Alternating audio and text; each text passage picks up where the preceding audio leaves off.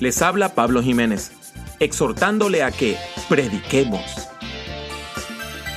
Le doy la bienvenida a este podcast dedicado a la predicación, el liderazgo y la teología pastoral. Esperamos que el tema que tenemos para el día de hoy sea de gran edificación a su vida.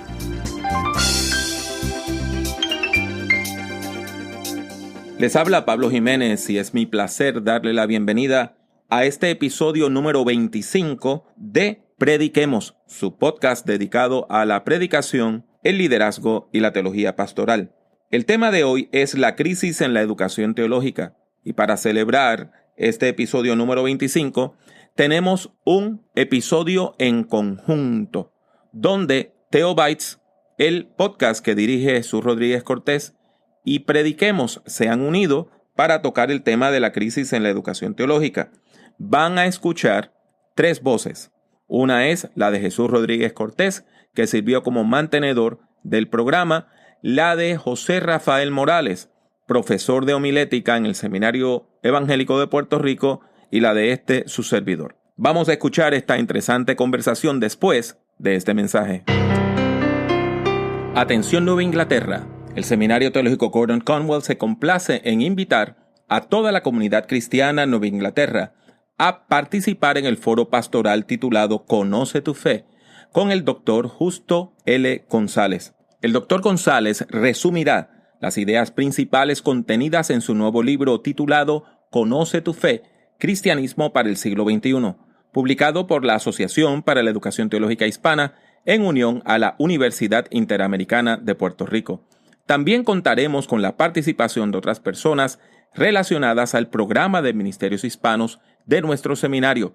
El foro se llevará a cabo el sábado 27 de octubre del 2018 en las instalaciones de Gordon Conwell, 130 Essex Street, South Hamilton, Massachusetts. Específicamente, la reunión será en el Alumni Hall de la institución. Para más información, escriba a pjimenez@gordonconwell.edu, pjimenez@gordonconwell.edu. En el campo de la educación teológica, en el mundo de habla hispana, pues estamos pasando por cambios muy profundos. Desde el punto de vista positivo, hoy existen más escuelas teológicas que nunca antes en América Latina y en comunidades hispanas dentro de los Estados Unidos. Existen distintos tipos de instituciones educativas, tales como institutos, colegios teológicos y seminarios, tanto acreditados como no acreditados. Del mismo modo, hoy contamos con más recursos que nunca antes, muchos de ellos producidos originalmente en español. Aquí vamos a explorar varias de las causas de la crisis en la educación teológica tradicional. En particular, hay tres causas principales: el racismo que existe en el sistema colonial, la dictadura de la pirámide educativa y la falta de creatividad en los programas. Quédese con nosotros que vamos a tener una conversación muy interesante. Saludos y bendiciones, por aquí le habla Jesús Rodríguez Cortés y le doy la bienvenida a este foro en conjunto de Theobites, Prediquemos el podcast, y tenemos con nosotros el profesor de homilética del Seminario Evangélico de Puerto Rico, que también nos está acompañando para traer un insumo en esta temática de la crisis en los seminarios teológicos en América Latina. Tenemos a José Rafael Morales, pastor de la Iglesia Cristiana Discípulos de Cristo en Puerto Rico, quien también es profesor, como mencioné anteriormente, en el Seminario Evangélico de Puerto Rico. Y el semestre pasado tuve el privilegio de tomar una clase con él, fue muy buena. Así que gracias, Rafael, por ese espacio importante en mi vida, porque tú has venido a formar parte de las 4 personas que han influenciado en mi manera de predicar. Una es el doctor Pablo Jiménez, que está aquí a mi lado. El doctor Francisco Javier Goitía ha influenciado. La doctora Ibeliz Valentín ha tenido también influencia en la parte posmoderna del aspecto de la proclamación. Y por supuesto tú. Así que gracias por eso y es un privilegio que estés aquí conmigo, tomando café en la mesa de nuestra casa, haciendo una transmisión simultánea para YouTube, para Facebook, para Prediquemos, para Theobites. Estamos haciendo esfuerzos en trabajar esta temática con mucha seriedad, con el mayor respeto del mundo, pero que es muy conveniente y muy pertinente en el tiempo que estamos viviendo.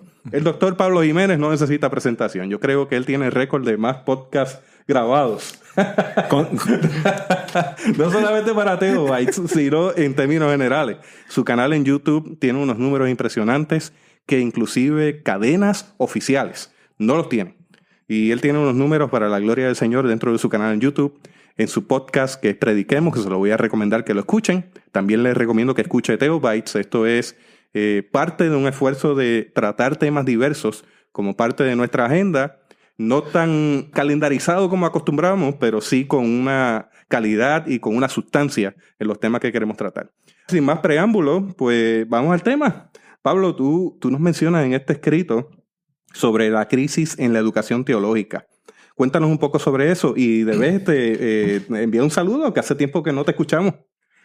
Es mi placer estar con todos ustedes y con todas ustedes. Damos gracias al Señor por esta hermosa oportunidad que me da de estar aquí con mi hermano en Cristo, don Jesús Rodríguez Cortés, a quien yo admiro muchísimo y cuyo nombre recomiendo donde quiera que voy. Y con nuestro hermano José Rafael Morales. Rafi es una persona a quien yo admiro y le doy gracias a Dios por su vida todos los días.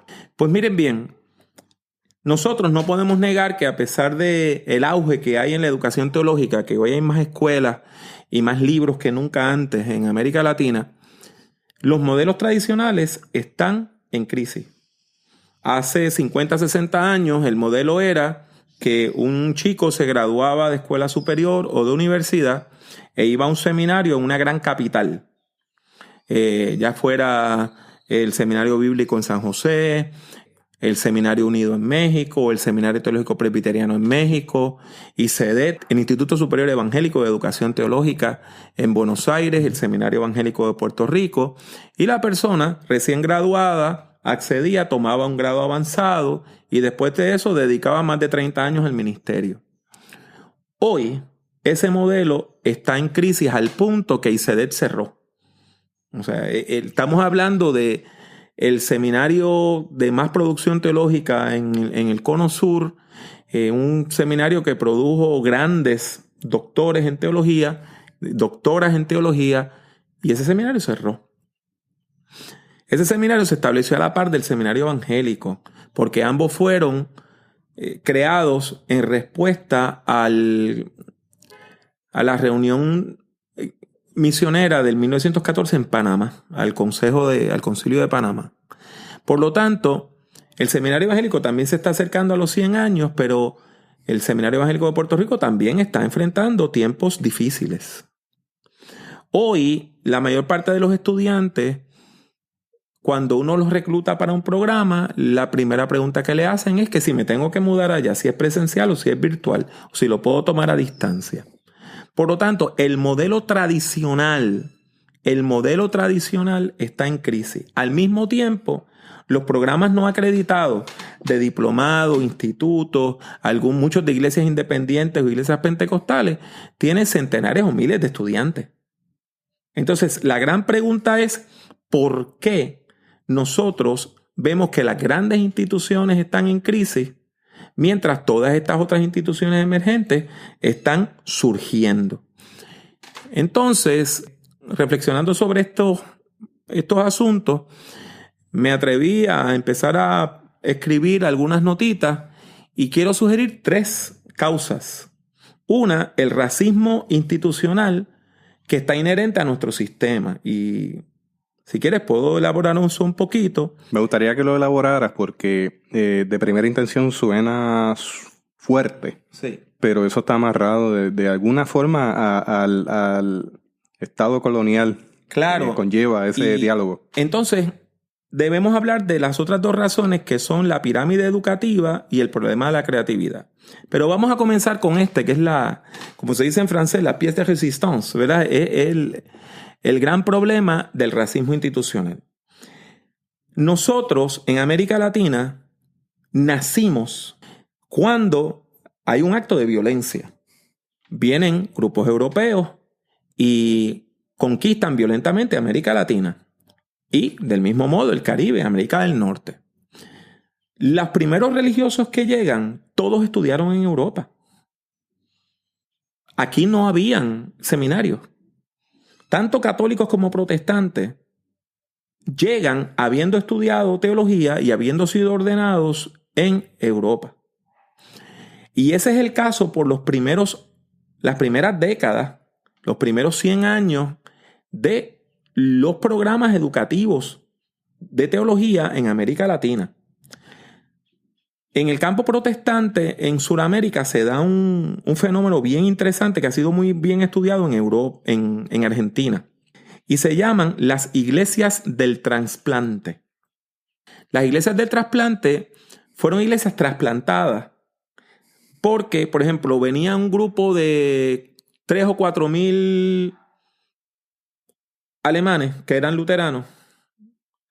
Y entonces cuando venían, la corona española les permitía ubicarse en un sector y les permitía tener su propia iglesia, su propio culto, como le decían en aquel momento.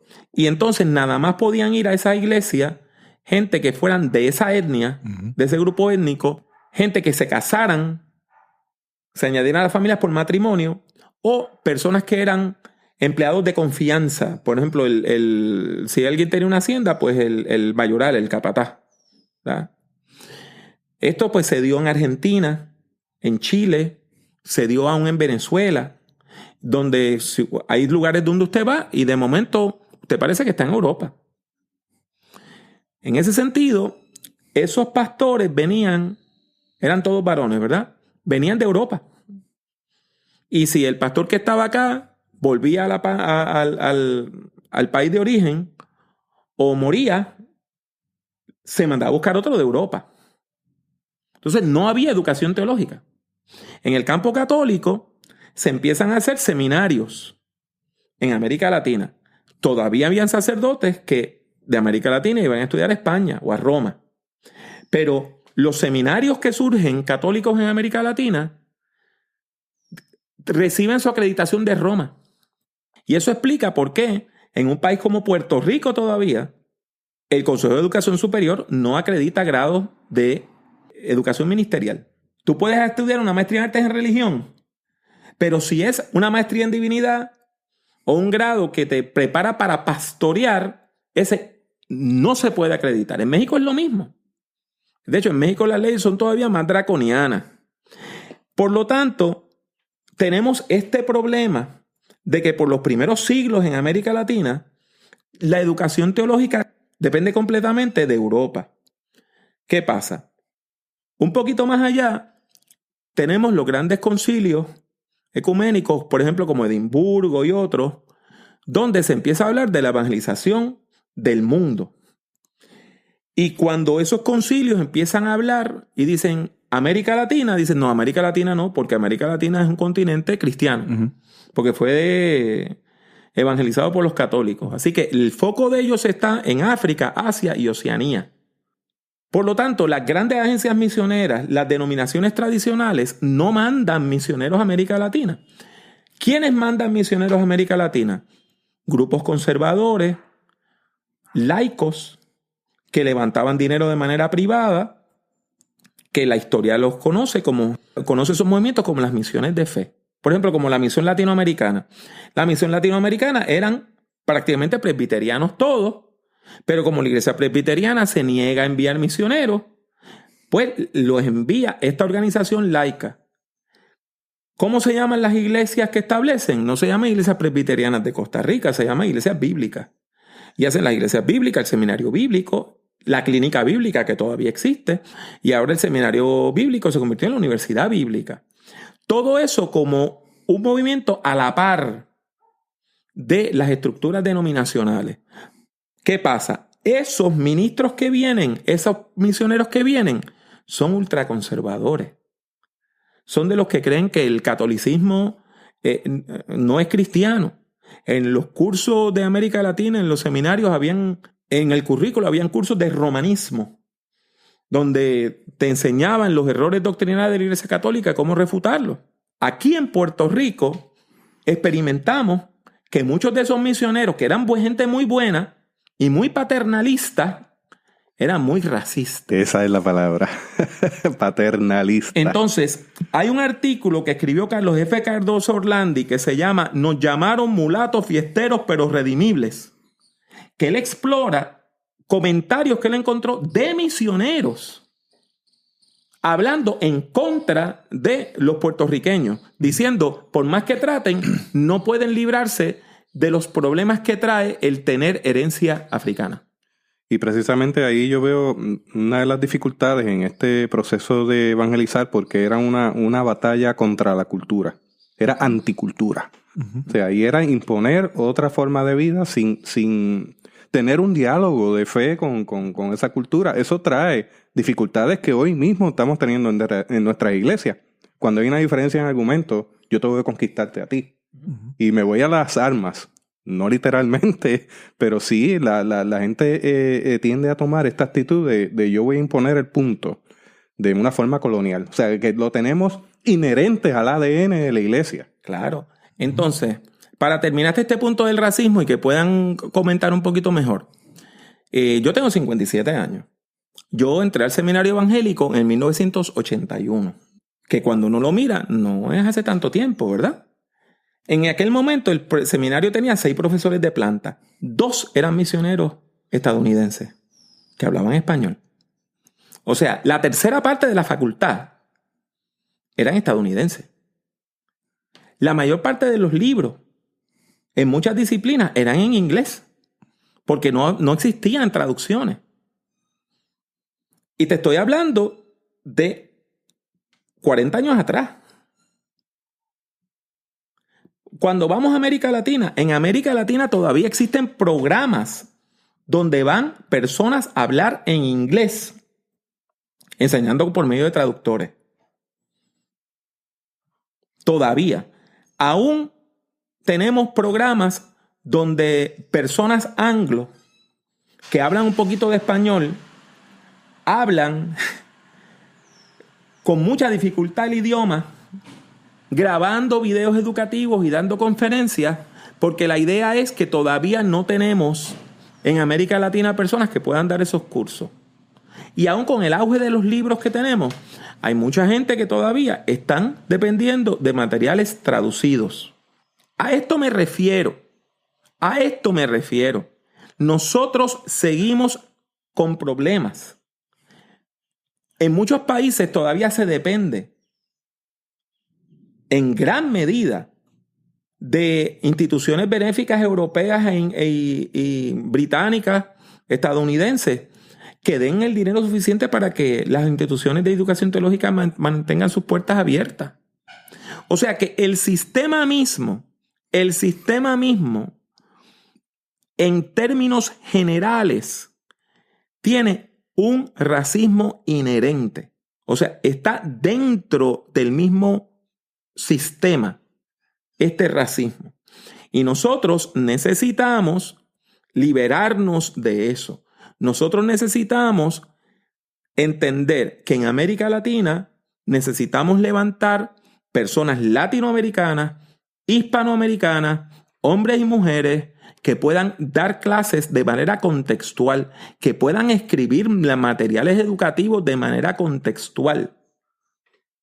Y nosotros tenemos los recursos, nosotros tenemos la inteligencia para entonces romper esa dependencia que históricamente por 500 años hemos tenido del llamado primer mundo, que ya no es ni siquiera un mundo cristiano. Cuando usted va a Europa, cuando usted va a Canadá, la cantidad de personas que van a la iglesia es mínima.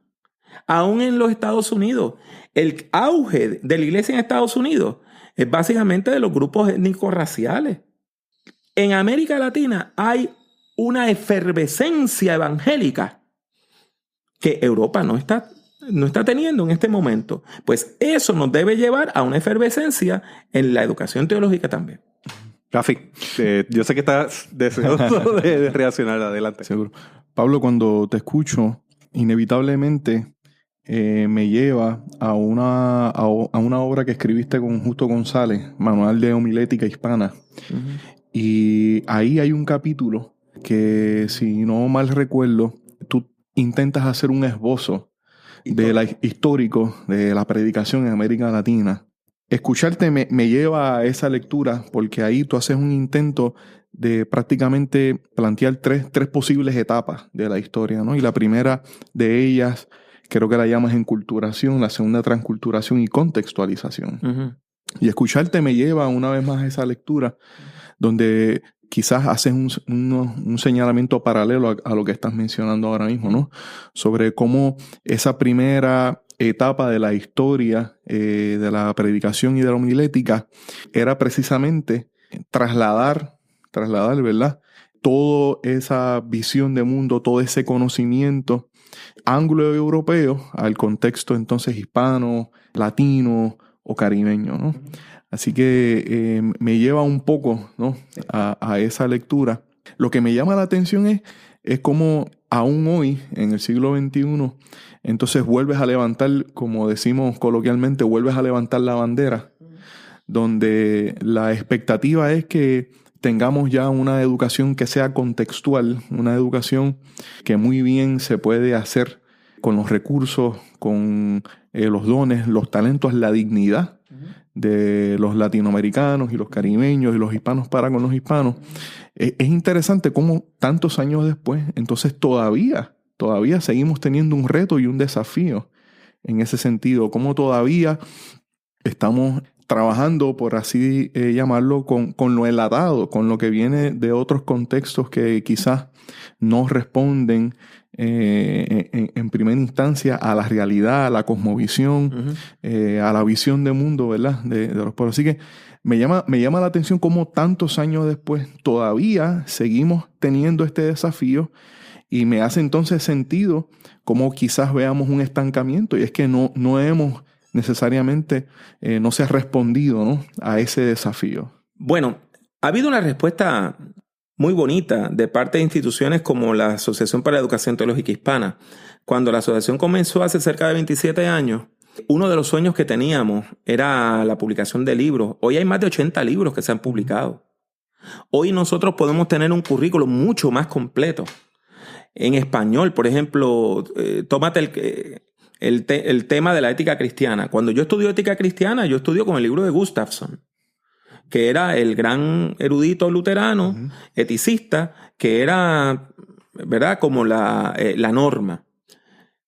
Pero déjame decirte, el libro de Ismael García, Claro. de Introducción a la Ética, que en inglés se llama Dignidad, en la versión inglesa, ese libro es excelente. Y yo aprendí más de ética cristiana leyendo ese libro cuando lo usé para un curso del instituto, que en mi clase de ética cristiana, donde yo estaba batallando con materiales todos en inglés. Y yo leía bien el inglés. Pero el problema no es tú leer el inglés, es tú conocer la cultura. Porque él está hablando de una iglesia anglo que yo no conocía. Porque yo no me mudo a Estados Unidos hasta después que termino mi maestría en divinidad. Por lo tanto, hoy nosotros tenemos mejores recursos, tenemos mejores libros. Sin embargo, hay escuelas completas, programas completos de bachillerato, aún de maestría en América Latina, donde el protagonismo es del anglo, del misionero. Y esto es una batalla porque el problema es que nosotros, los colonizados, tendemos a internalizar la colonización. Así. Ayer yo estaba hablando con un obispo de una denominación pentecostal en Sudáfrica. Le estábamos hablando por Zoom. Y estamos en proceso de desarrollar un programa de educación teológica para ellos. Y ese hombre comenzó a alabar al Señor cuando yo le dije que mi meta es que todos los profesores y profesoras del programa sean africanos. Entonces, fíjate, yo mismo tardo 1 año y medio en darme cuenta que necesitamos esto. Que yo necesito tratar al grupo de África con el mismo respeto que yo exijo para los grupos nuestros. Porque si yo, como decano de un programa, de un seminario estadounidense, decano para el programa hispano, exijo que los profesores que van a dar y profesoras que van a dar clase en español sean hispanoamericanos, pues ¿por qué le voy a imponer gente que no son africanos al grupo de África? Nosotros tenemos que liberarnos, para usar una palabra de domingo, de los atavismos del pasado. Y tenemos que darnos cuenta que nosotros nacimos colonizados, que nuestras iglesias nacieron colonizadas y que todo el tiempo tenemos que estar revisando que ese germen de la colonización no nos mate la iglesia. Precisamente por eso mencionaba que lo llevamos en el ADN. Y a veces de forma inconsciente lo replicamos. Te hablo de mi caso. Yo me dedico mucho a hacer transferencia de tecnología. Pues yo puedo asumir una posición paternalista con respecto a eso. Porque está en mi ADN. O sea, que todo tiene que correr porque yo estoy. Si yo no estoy, no corre. Y precisamente ese es el problema. Y tú lo estás planteando en el diálogo tuyo a nivel de los africanos. O sea, ¿cómo yo puedo transferir, pero hacer algo que sea perpetuo, que siga corriendo en sí mismo el día que yo no esté? Entonces, esa debe ser nuestra actitud. ¿Cómo yo parto desde donde está la persona, no desde el lugar en donde yo estoy? Porque esa es otra cosa que también tendemos a pecar. Que la gente tiene que partir de donde yo estoy. O sea, yo llevo cuántas experiencias en el cuerpo que esa persona posiblemente no la tiene. Porque no es su realidad o porque no ha sido su vivencia. Entonces yo pretendo que la persona llegue a mí para que parta a partir de donde yo estoy hacia adelante. Eso es parte de ese problema colonial. Y la pregunta tiene que ser cómo yo parto desde donde está la persona. Y cómo yo puedo hacer que el día que yo no esté, eso siga funcionando. Eso es crucial. Entonces, vamos a la segunda causa, Muy porque bien. podemos seguir hablando de la primera. Aquí vamos ya para hora y media. No, y la segunda causa es la pirámide educativa. Si tú notas, nosotros tendemos a pensar, nos han enseñado a pensar que si tú dominas disciplinas abstractas, particularmente ciencias, matemáticas y hasta cierto punto los idiomas, eres más inteligente que el resto de la gente. O sea, nosotros, a pesar de que hemos estudiado con Garner que hay inteligencias múltiples, seguimos pensando que verdaderamente inteligente es la persona que tiene inteligencia verbal lingüística. Tú ves a un gran deportista, por ejemplo, estos que estuvieron ahora en el Mundial de Fútbol, y no te das cuenta que esas personas tienen una inteligencia, son genios, pero su inteligencia es kinestética. Ellos son genios moviéndose. Y tú puedes ver un concierto y puedes ver una persona que es genial en la música, porque su inteligencia es musical. Por lo tanto, nosotros, del mismo modo que en el sistema escolar hay una pirámide educativa, en el sistema de educación teológica hay una pirámide educativa. ¿Qué es lo que está al tope? Lenguajes bíblicos, teología bíblica y teología sistemática. Verdaderamente inteligente es la persona que puede escribir una monografía sobre la influencia de Kierkegaard en la teología europea y la respuesta de Barth a Kierkegaard. Entonces, el que escribe eso es verdaderamente inteligente. Los seminarios entonces se esfuerzan, los seminarios establecidos siempre se han esforzado en tener profesores de planta a tiempo completo, como decimos acá en Puerto Rico, en las áreas de Biblia y teología sistemática. Necesitamos gente que esté tiempo completo. Las áreas prácticas se subcontratan a personas muchas veces muy hábiles, otras veces no tan hábiles, que están pastoreando iglesias, porque eso se ve como algo que no es una prioridad. ¿Qué pasa? Tú terminas tomando consejo pastoral, terminas tomando predicación, educación, administración, todas esas áreas prácticas que es donde vas a pasar la mayor parte de tu tiempo como pastor o pastora con personas que están dando clases a tiempo parcial. ¿Qué te está diciendo el sistema? Te está diciendo, esto no es importante. Lo importante es estas áreas para las cuales yo tengo profesores a tiempo y profesoras a tiempo completo. En mi caso, yo tomé 90 créditos en el seminario. Yo creo que no ha cambiado mucho. De esos 90 sí. créditos, han bajado 7 si acaso. Yo nada más tuve 6 clases prácticas. 6 clases de teología práctica. De las 30 clases, 6. De esas 6 clases, solamente una con una persona que enseñaba a tiempo completo, que era el profesor Daniel Esquipani. Todas las otras clases que yo tomé en el área práctica fueron con personas que daban clase a tiempo parcial. Cuando yo me gradúo del seminario, yo me doy cuenta que yo no sé nada de predicación, no sé nada de teoría de la predicación.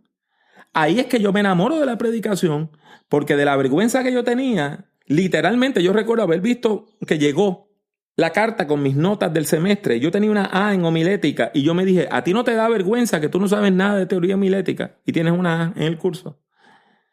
Y en cuestión de unos meses me leí 10 libros de homilética y me enamoré de la disciplina. Pero el seminario no me preparó y la mayor parte de los seminarios no lo hacen. La mayor parte de las escuelas teológicas recalcan las disciplinas abstractas y las disciplinas prácticas, que es lo que va a permitir que la iglesia sobreviva. Esas que las dé cualquier persona a tiempo completo, porque el currículo te está diciendo, eso no es importante. Rafi, apunta. Rafi, te ha tocado el reto de seguir manteniendo la bola en movimiento. Es importante ese detalle. Volvemos y enfatizamos. Lo estamos haciendo de forma autocrítica. Esto no es un discurso en contra de nadie, ni de alguna institución. Sencillamente yo creo que debemos mirar fuera de la caja y objetivamente hacia dónde vamos. Porque me atrevo a decir que de aquí al 2030 se van a seguir comprometiendo los institutos y las diferentes entidades teológicas que dan clases si seguimos en este paso. Hay que establecer un cambio de paso, un cambio de dirección y unos focos en los años futuros si queremos sobrevivir de aquí al 2030. Pablo, se me ocurre preguntarte al inicio, hablaste quizás, hiciste un contraste, ¿no? De dónde están quizás las instituciones formales y dónde están quizás las instituciones educativas emergentes. Y cuando hablaste sobre quizás las emergentes, hablaste, si no me equivoco, ¿verdad? De que había una especie de florecimiento en esos espacios. ¿A qué se puede atribuir quizás que haya florecimiento en esos espacios? Ahora pregunto yo, ¿es porque quizás están en el otro lado del péndulo, dando quizás un mayor énfasis en el asunto práctico? ¿O el asunto entonces debe ser en que haya o exista una mayor integración entre esos aspectos teóricos y prácticos? En gran parte, el crecimiento de estos institutos y de los programas como el mío, yo dirijo un programa donde prácticamente todos nuestros estudiantes, todas nuestras estudiantes están pastoreando o son ya líderes de iglesia. Lo que pasa es que, como nos enseñó la teología latinoamericana, la teología es un acto segundo. Lo primero es tú tener una experiencia de Dios, adorar, y después que tú eres parte de esa experiencia, entonces es que tú empiezas a cuestionarte la fe. Y la teología viene como un acto segundo. Lo primero es la acción y después la reflexión. Y esa reflexión te lleva a una nueva acción. Y esa nueva reflexión te lleva a una nueva reflexión y continuamos en esta dinámica de acción-reflexión. El sistema tradicional tomaba personas que no eran practicantes, sino que eran estudiantes y decía, vamos a tomar esa persona, la educamos y la llevamos a que vaya a la práctica. Lo que está ocurriendo en esos programas alternativos, en esos programas como el que yo estoy dirigiendo para el seminario Gordon Conwell, es que las denominaciones están tomando líderes y los ponen en posiciones de liderazgo. Como parte de equipos pastorales, a veces como pastores de iglesias nuevas, a veces como pastores y pastoras en propiedad. Y esas personas se dan cuenta que necesitan más herramientas. Y entonces ahí es que surge el instituto. Yo quiero el instituto porque me nombraron pastor, me nombraron pastora, llevo 1 año y medio predicando y encuentro que si no recibo más herramientas, no voy a poder tener una carrera como predicador o predicadora. ¿Qué pasa? En el caso de nosotros, lo que la persona estudia esta semana, el domingo lo está usando en la iglesia. No es que está esperando dentro de 3 años cuando yo me gradúe y una iglesia me llame. Es que es inmediato el impacto. Es inmediato el impacto. Y entonces tú notas la gran diferencia cuando una persona estudia y ya está pastoreando. Eso que está estudiando tiene un contexto inmediato, tiene un uso inmediato en la iglesia local. Cuando es un líder de la iglesia, tiene un uso inmediato en la iglesia local. Ahora, cuando tú estás estudiando para que en 3 o 4 años entrar en el proceso denominacional y ponerte disponible para ver si una iglesia te llama, eso no tiene la misma urgencia. Ahora, esto apunta a otro problema. Nuestras escuelas, ¿son escuelas de teología o escuelas de preparación ministerial? Entonces, ahí hay un desfase. O sea, ahí hay un problema. Hay personas que dicen, no, aquí lo que vamos a hacer es estudiar teología en términos abstractos más puros, porque, de nuevo, por la cuestión de la pirámide educativa, lo abstracto es puro, y no le vamos a prestar tanta atención al trabajo pastoral. Sin embargo, la gente que está pastoreando lo que quiere son herramientas que puedan usar ya, que puedan utilizar ahora. Entonces, yo di un curso en las Bahamas hace poco. Di el curso en marzo. En mayo, uno de los estudiantes que tomó la clase se graduó. Y yo le pregunto, Scott, ¿cómo te fue después de la clase? Y me dice, pastor, esa clase fue una gran bendición porque mi iglesia no tenía una declaración de misión, no tenía una declaración de visión. Nosotros, habían varias cosas que no habíamos hecho. Como parte del curso se le dio un cuestionario. Él llena el cuestionario, se dio cuenta de una serie de deficiencias. 3 semanas después de terminar el curso, hizo un evento, una feria de salud en un barrio marginal de Nassau. Llevó música, payasos, gente que daban masajes, personas que estaban haciendo clínicas de hipertensión, de azúcar, etc. Y me dice, se convirtió tanta gente, llegó tanta gente nueva a la iglesia que acabaron de comenzar una clase de nuevos creyentes. O sea, ese es el impacto que tiene este tipo de educación, donde tú lo que recibes lo pones en práctica inmediatamente. Ahora, para algunas personas, lo que yo estoy haciendo con Scott no es teología, porque es preparación ministerial. Para ellos teología es el tu poder disertar, ¿verdad?, sobre los aspectos más abstractos de la teología. Y eso es importante, eso tiene su lugar. Sin embargo, si nosotros queremos iglesias que sobrevivan, necesitamos gente que tenga las capacidades ministeriales para llevar a cabo las tareas que la iglesia necesita para sobrevivir. Tú tienes otros aspectos ahí a considerar, y ya es el área que me compete. Y es que todavía seguimos en el modelo donde tiene que ser presencial y la gente tiene que llegar a donde yo estoy. Y las escuelas y los seminarios nuevos, institutos nuevos, están implantando técnicas, sistemas celulares, donde la facultad se moviliza a donde está la gente que tiene necesidad, en vez de traer la gente acá. Y lo otro es que también están implantando tecnologías que le permiten cubrir más espacios que no serían posibles sin esa tecnología. Me explico. Acá en el sistema donde yo estoy, porque yo estoy culminando mi maestría en divinidad, todavía existe el modelo, que yo estoy trabajando con eso, porque me toca la responsabilidad de llevar no solamente el seminario, también el Instituto Bíblico Juan Figueroa Umpierre a nivel de la Iglesia Central, a ese punto donde podamos de alguna manera virtual incluir gente que bajo circunstancias normales nunca van a poder llegar a donde yo estoy por la distancia, porque no tienen recursos, por los horarios, que también estamos empeñados en unos horarios que no son, no son agradables ni se amoldan a la realidad de la pastoral, ni la distancia que eso supone también. Así que queremos traerlo de largas distancias, que estén aquí, que estén hasta altas horas de la noche, regresen y tengan una reflexión mientras están en la praxis. Entonces, ¿cómo podemos responder a la necesidad de la pastoral y también de los líderes que se acercan a nuestros institutos y seminarios de una forma que puedan seguir estudiando, pero de más flexible, más elástico, sin abandonar los rudimentos? Pero cuando digo flexible y elástico es que puedan estar en los lugares donde estén, sea su iglesia, sea su casa, sea que está de viaje en un hotel, sea que está en otro país, pueda responder a esa itinerancia no solamente de forma sincrónica, de forma asincrónica.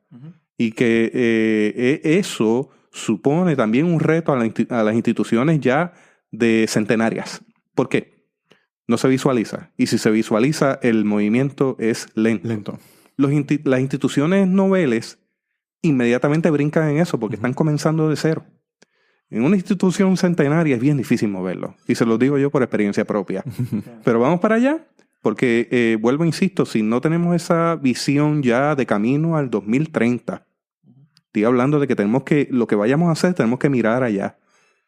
Porque eso es otro detalle, que el cambio generacional de la pastoral que visitaba nuestras entidades teológicas, que vivían allí, que hacían comunidad allí, a gente que está desplazada por donde quiera y que viaja a largas distancias, son dos mundos distintos. Y queremos responder con el mundo antiguo a las exigencias postmodernas. Eso es un reto verdadero a nuestro instituto. Así que, Pablo. Y déjame añadir algo a nivel de autocrítica. Porque no quiero hablar de la experiencia de más nadie.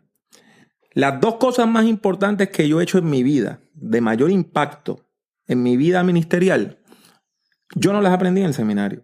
Las aprendí en la práctica. Uno fue cómo incorporar una institución religiosa sin fines de lucro. Yo fui el que incorporó como director ejecutivo la Asociación para la Educación Teológica Hispana, que ahora dirige el Centro Justo González y está ubicada en el seminario de Asbury, que ha publicado más de 80 libros.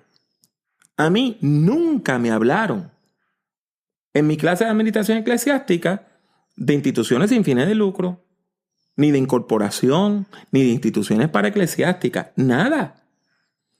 Sencillamente a mí me nombran director ejecutivo y me dicen, Pablo, esto hay que incorporarlo. Y yo no sabía nada de eso. A mí el seminario no me preparó para eso. Yo he escrito varios libros. Ahora, el impacto más grande de lo que yo he escrito no han sido los libros, han sido las lecciones de escuela bíblica. Yo he publicado cerca de 2,000 lecciones de escuela bíblica en estos años. ¿Qué pasa? Yo nunca tomé una clase sobre cómo escribir lecciones de escuela bíblica. ¿Por qué el seminario? Y cuando digo el seminario no me refiero al Seminario Evangélico de Puerto Rico, sino cualquier seminario donde vayas. No tiene un curso sobre cómo preparar el currículo. Si en todas nuestras iglesias necesitamos currículo. O sea, el sistema está predicado en que tú vas a una clase de Biblia. Tú vas a usar la Biblia si vas a estar en el pastorado para preparar estudios bíblicos y sermones. ¿Cuáles son las tareas que te piden? Hacer una monografía académica, como si fuera un comentario bíblico. Algunos de nosotros hemos publicado comentarios bíblicos, pero la inmensa mayoría de los pastores no. Ahora, todos los pastores y pastoras predican y hacen estudios bíblicos. Pues, ¿por qué en la clase de Antiguo Testamento no le pedimos que hagan una serie de sermones o una serie de estudios bíblicos? ¿Por qué le tenemos que pedir que hagan una monografía académica? Porque eso está de acuerdo a la pirámide educativa. Y lo otro se ve como algo sencillo. Un sermón lo hace cualquiera. Sin embargo, lo que te va a dar longevidad en la iglesia, en el ministerio, es precisamente tu habilidad para predicar y para enseñar. Si nosotros aprendemos a escribir nuestro propio currículo, no tenemos que todos los años estar buscando en el internet o en la librería qué vamos a usar para la escuela bíblica de vacaciones, porque entonces tú lo puedes escribir. Y seguimos con los enlatados, ese paternalismo, ¿no? También, como parte de ese ejercicio de herramientas, para este tiempo que estamos viviendo, hace falta enfocar en literacia tecnológica, conocer cómo autopublicar, conocer cómo manejar medios, ya sean audio, en vídeo, cómo funciona mejor, en qué momento funciona mejor, a qué va dirigido, cómo contar historias. Todo eso debe ser parte también del paquete, porque es pertinente al tiempo que estamos viviendo. Y eso me lleva al tercer punto de mi escrito, y es que lo que nos está matando es la falta de creatividad. Necesitamos ser creativos. Por ejemplo, el caso de Theobites. Theobites ha sido sumamente creativo. Y en un momento de crisis en Puerto Rico, como la que ocasionó el huracán María, muchos estudiantes recibieron sus clases del seminario evangélico por medio de Theobites. Porque ellos no podían acceder al seminario, no tenían gasolina para sus autos, no tenían electricidad en sus casas, no habían semáforos que estuvieran funcionando en las calles. Y Jesús Rodríguez Cortés grabó las conferencias de los profesores y las colocó en el internet. Eso es creatividad. Entonces nosotros necesitamos en la iglesia fomentar la creatividad, porque el sistema educativo tradicional castiga la creatividad. Si tú vas demasiado rápido, tú eres un estudiante aprovechado, tú te tienes que sentar a esperar que el resto del grupo te alcance. Si tú no vas al mismo ritmo, pues tú eres un estudiante rezagado. Porque está esta idea tonta de que todo el mundo tiene que estar al mismo tiempo en el mismo nivel. Porque hay gente que entiende que uniformidad es unidad y son dos cosas distintas. Nosotros como discípulos de Cristo, que somos los tres, afirmamos que la unidad existe en la diversidad, no en la uniformidad. Nosotros no tenemos ni que pensar iguales, ni que vestir iguales, ni que hablar iguales para estar unidos. Entonces, es importante que nosotros le demos rienda suelta a la creatividad. Y te voy a dar un último puntito para que ustedes puedan reaccionar. Cuando yo entré al seminario evangélico, yo tomé una clase de 3 semanas de investigaciones. El profesor, que fue excelente, dijo algo que yo nunca le compré y que yo nunca le obedecí y que yo nunca lo seguí. Él dijo, si usted tiene una idea original y esa idea original usted no encuentra ningún erudito o erudita que la apoye, no la puede escribir en su monografía, porque usted no es una persona experta. Todavía ese discurso se escucha. Pues sabe que hace tiempo. La creatividad, Ken Robinson, un educador británico, la define como la habilidad de tener ideas originales que tengan valor. Y yo escuché al profesor, lo respeto muchísimo, lo amo profundamente y le dije, yo nunca voy a seguir lo que usted me está diciendo. Porque yo no voy a abdicar mi creatividad de decir, yo tengo esta idea, pero no la puedo publicar porque nadie más la ha dicho. Al contrario, precisamente porque nadie más la ha dicho es que tengo que publicarla. En ese sentido, nosotros necesitamos un sistema que premie la creatividad. Premie la creatividad. Cuando yo estaba en el seminario, yo presenté una monografía para 2 clases. Aquí pidieron una monografía de 15, allá pidieron una monografía de 15. Una era tradiciones apocalípticas, la otra era la exégesis de Hebreos, y yo escribí una monografía de 30 páginas para las 2 clases. Eventualmente yo escribí un comentario de los Hebreos. En ese sentido, gracias a Dios, el profesor Eaton y el profesor Samuel Pagan, que te voy a decir, es la persona que mayor impacto ha tenido en mi estilo de enseñar. Ellos me permitieron ser creativo. Otro profesor hubiese dicho, no lo puedes hacer porque esto es lo que dice el currículo y esta es la rúbrica y no te puedes salir porque si tú te sales de la rúbrica, entonces tenemos que dejar que todo el mundo haga lo que le dé la gana. Entonces matamos la creatividad. Nosotros como iglesia tenemos que ser creativos porque Dios es creativo.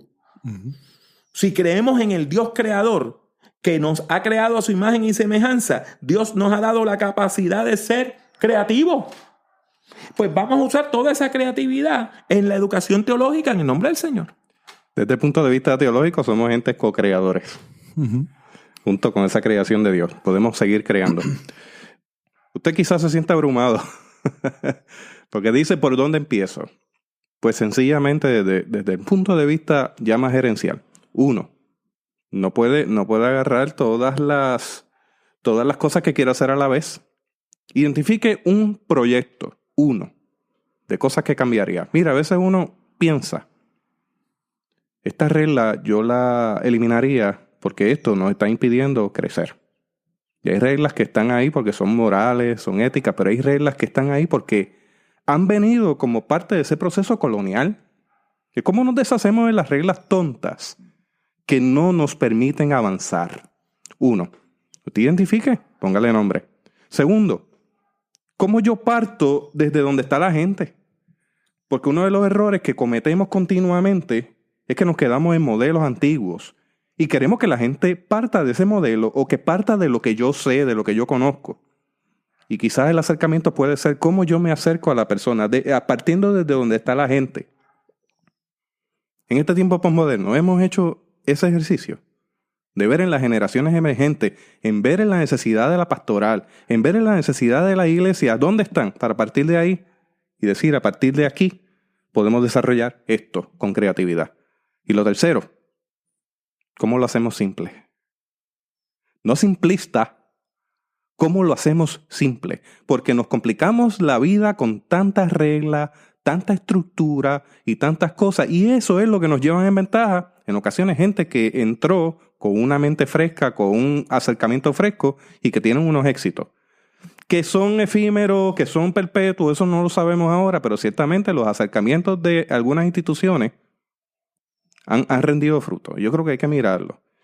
Fuera de eso no es conclusión, sino un comentario que yo traigo al cárcel. Así que, Rafi, paso a donde ti y paso a donde Pablo para el cierre.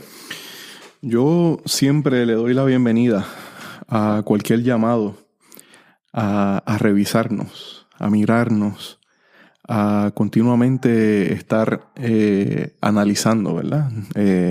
Nuestra gestión. Y en ese sentido, le doy la bienvenida a esta reflexión que Pablo nos trae, a mirar estas 3 propuestas, ¿no?, que Pablo nos trae. Y ese último aspecto sobre la creatividad a mí me parece que es muy importante, ¿no?, que es muy importante. Y yo creo que esa misma creatividad es la que nos puede dar esa fuerza que necesitamos para revisar los 2 puntos anteriores, ¿no? Así que nosotros estamos aquí, nosotros amamos los procesos de formación, amamos la educación teológica y yo creo que esta invitación que Pablo nos hace pues siempre es importante, a revisarnos y a analizar y a estudiar dónde estamos. Pues les dejo con 3 ideas. Primero, hay que superar los atavismos del pasado colonial. Nosotros tenemos que liberarnos de ese colonialismo inherente que tiene la iglesia, tanto católica como protestante, en América Latina. Y eso implica que tenemos la responsabilidad de levantar facultades, cuerpos docentes que respondan a las realidades hispanoamericanas, latinas en Estados Unidos, hispanoamericanas, latinoamericanas, caribeñas. Y eso también implica que nosotros tenemos que levantar los fondos.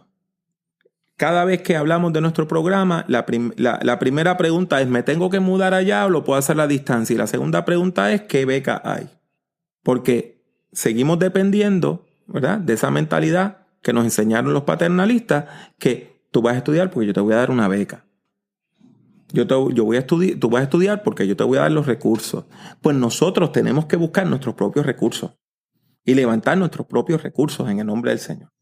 Y utilizar los recursos que nos quieran dar otra persona para levantar recursos nuestros. Así que, primero, tenemos que superar esa herencia colonial. Segundo, la pirámide educativa hay que subvertirla. La teología práctica tiene que estar al frente. En la maestría nueva que tenemos en Gordon Conwell, 10 de los 20 cursos son prácticos. 10 de los 20 cursos son prácticos. ¿Por qué? Porque usted en la pastoral va a trabajar en la práctica. Ahora, eso no quiere decir que no hay teoría. No, es que es un proceso de acción y reflexión. Acción y reflexión. Pero no vamos a darle 10 cursos teóricos por cada curso práctico. Porque usted en la iglesia local va a estar trabajando en la práctica. Y finalmente, hay que fomentar la creatividad. Y déjeme decirle algo con mucho amor. Eso quiere decir que en muchos proyectos vamos a fracasar. Porque cuando usted se aventura a hacer algo nuevo, corre el riesgo de fracasar. Pero ¿qué pasa? Algunos de esos proyectos van a fracasar, pero otros van a ser muy exitosos. Así que, hermanos, hermanas, hay que soñar sueños de Dios. Y esos sueños, convertirlos en proyectos en el nombre de nuestro Señor Jesucristo. ¿Dónde está su institución ubicada de aquí al 2030? Hay que soñarlo. Y también hay que trabajarlo. Así que le invitamos en este proceso de reflexión que es autocrítica, autorreflexión, y también le invitamos a usted a formar parte de esta mesa de café. Nos hemos disfrutado un buen café hoy. Eso es así. Ya mismo llega más a la mesa. Piénselo. Véalo como un reto, como un desafío para usted, para su institución, para su iglesia. Y yo creo que de aquí, de esta conversación y de lo que usted reflexione, puede surgir algo bueno. En el nombre del Señor lo decimos, lo declaramos, y esperamos que el Espíritu Santo pues, nos inspire para ello, para hacer y para soñar todo lo que queremos de aquí al tiempo que nos queda. El 2030 está ahí al lado. Piénsalo. Rafi. Una vez más, ¿verdad? Yo quiero agradecerle, Jesús, la invitación que me has hecho para acompañarles en esta mesa. El gozo y la alegría es mutuo. Pablo, una alegría también verte una vez más y estar aquí a tu lado, interactuar un poco. Y yo creo que yo insisto un poco en eso, ¿no? Yo sigo apostando a la educación y a la formación de nuestra gente y de nuestro pueblo. Yo creo que todos y todas tenemos grandes desafíos. Y yo creo que necesitamos entonces capacitarnos. Yo sigo apostando a esa formación, a ese crecimiento, a esa apertura del conocimiento. Pero me parece que es importante hacer esto sin dejar atrás esos elementos, ¿no? Prácticos y que son del día a día de cada uno de nosotros y de nosotras. Así que adelante en el Señor y seguiremos siempre para la gloria de su nombre. Pablo, una palabra de despedida y nos vamos. Sencillamente dándole las gracias a todas las personas que nos van a escuchar por prediquemos.com, pero también todas las personas que nos van a escuchar por Theobites. Esto es un esfuerzo conjunto y en el nombre de Jesús vamos a seguir siendo creativos para la gloria de Dios. Amén. Les habla una vez más Pablo Jiménez. Deseo darle las gracias por escuchar este podcast. Si desea escuchar o ver algunas grabaciones adicionales, estas son las opciones. Suscríbase a Prediquemos por medio de iTunes o de su aplicación favorita para descargar audio desde el Internet. Si ha disfrutado de este programa, le ruego que deje una valorización positiva del mismo, ya que eso ayudará a que otras personas puedan encontrar nuestro podcast. Visite nuestra página en el Internet drpablojimenez.com. Allí encontrará centenares de documentos en texto, audio y vídeo relacionados a la predicación, la teología pastoral y el liderazgo cristiano. El acceso a todos estos documentos es completamente gratuito. En YouTube, acceda a mi canal, que también se llama Dr. Pablo Jiménez. Allí hay más de 800 vídeos de sermones, conferencias y además algo de música cristiana. En las redes sociales me consigue utilizando el mismo nombre, Dr. Pablo Jiménez. En particular, puede encontrarme en Twitter, Facebook, LinkedIn, Tumblr y también en Instagram, entre otras redes. Y si desea comprar algunos de mis libros, tales como Principios de Predicación o Predicación en el siglo XXI, tiene dos opciones. La primera es ir a la sección de libros en mi página drpablojimenez.com. La otra es ir directamente a amazon.com y colocar mi nombre, Pablo Jiménez, en el buscador. Ha sido mi placer tenerle en este podcast. Que Dios le bendiga mucho y que Dios le bendiga siempre.